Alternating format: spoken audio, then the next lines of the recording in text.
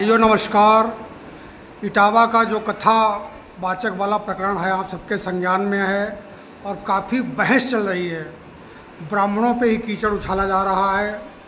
आज हम इस विषय पर बात कर रहे हैं। हमारे साथ हैं पंडित अंशमाली दीक्षित जी, जो बड़े साहित्यकार हैं, आप लोग उनसे परिचित हैं, कवि हैं, और गोविंद कुमार जज जो बिहार से आए हैं, वहाँ से गया से आए हुए हैं, वहाँ के पुरोहित हैं गया के। तो मैं जानना चाहता हूँ पंडित अंशमाली दीक्षित जी से कि जो वहाँ कवि तुलसीदास जी हुए हैं जिन्होंने रामचरितमानस की रचना की है, उन्होंने कलयुग के बारे में क्या लिखा है, कलयुग के प्रभाव क्या लिखे हैं। मैं उनसे रामचरितमानस से ही सुनना चाहता हूँ। पंडित अंशमाली दीक्षित जी। मित्रों, ये मैं कुछ नहीं कह रहा हूँ। रामचरितमानस महात्मा तुलसीदास जो 400 साल पहले लिखते गए हैं, उसके शब्द हैं, वो हम आपको सुनाना चाहेंगे। उसी में से उन्नाव की घटना का अर्थ निकलेगा कि वो क्या है। ब्रह्म ज्ञान बिन, यद्यपि ये बहुत बड़ा प्रसंग है कलयुग वर्णन का, लेकिन उसमें से जो सार तत्व का एक पैराग्राफ हमने लिया है उसे आप लोग सुने और मनन करें। ब्रह्म ज्ञान बिन नारी नर करहि न दूसरी बात, कौड़ी लागी लोह बस करहि विप्र गुरु घात, बादहि शूद्र दुजन सन हम तुमते कछुघाट, जाने ब्रह्म सु विप्रवर आंख दिखावे डांट। क्या मतलब है इसका? इसका मतलब यही है कि कलयुग जब आएगा तो ब्राह्मणों को अपमानित किया जाएगा दूसरे वर्णों के द्वारा। तुलसीदास जी ने इसमें लिखा है कि ब्रह्म ज्ञान बिन, मतलब जो आदमी आम तरीके से बातचीत रहेगा वो ब्रह्म की बात करेगा, जबकि ब्रह्म का वो बा भी नहीं जानता, और ब्राह्मणों को वो अपमानित करने की कोशिश करेगा। यही चीज़ महात्मा तुलसीदास ने इसमें रखी। जी, आगे क्या लिखा है? बाधे शूद्र तुजन सन हम तुमसे कछुघाट, जाने ब्रह्म सु विप्रवर आंख दिखावे डांट। इसमें शूद्र शब्द का प्रयोग किया गया है कि ये ब्राह्मणों को अपमानित करेंगे। जहाँ तक उन्नाव की घटना का प्रश्न है, तो यादव वर्ग जो है वो क्षत्रिय में आता है, चंद्रवंशी ठाकुर है ये लोग, इसलिए इसको शूद्र के रूप में ना देखकर ये क्षत्रिय के रूप में इसको देखा जाएगा, तो शायद हम ज़्यादा समाज को जोड़ सकेंगे, ज़्यादा समाज को एकत्र कर सकेंगे। जी, और क्या लिखा है आगे? परत्रे लंपट कपट सयाने, दूसरी स्त्रियों से प्रेम करेंगे, मोह द्रोह ममता लपटाने।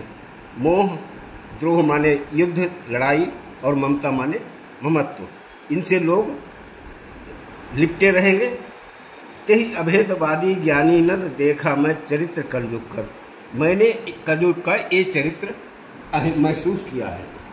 आप गए और तीनों घालें, जे कहूँ सत मार्ग प्रतिपालही, कल्प कल्प भर एक एक नर का। इस बातों को कहते हैं वो नरगामी होंगे। जे वर्णाश्रम तेल कुम्हारा, सुपच किरात कोल कलवारा, नारी मुई ग्रह संपत्ति राशि, मूल बुराई भय सन्यासी। सन्यासी होने का अधिकार सिर्फ ब्राह्मण का है, लेकिन दूसरी जातियां भी जब उनकी पत्नी मृत्यु हो जाएगी, वो अकेले रह जाएंगे, तब वो रंगे कपड़ा पहनकर अपने को सन्यासी कहलाएंगे। जी, ते विप्रनसन आप पूजा में, ते विप्रनसन आप पूजा में, ध्यान देने वाली बात है। हाथ नसा, ऐसे लोग जो हैं वो अपने को चाहेंगे कि ब्राह्मण हमारी पूजा करें। उभय लोक निज हाथ नसामें, और अपने हाथ से ये लोग और परलोक दोनों का नाश करेंगे। विप्र निरक्षर लोलुप कामी, निराचार सठ बिचली स्वामी।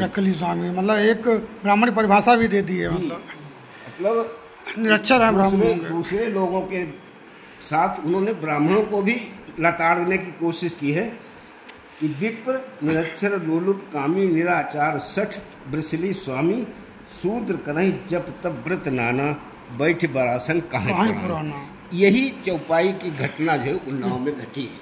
इटावा घटना, इटावा की इटावा मंच पर बैठकर दूसरी जाति के लोग कथा पढ़ेंगे और अन्य लोग सुनेंगे।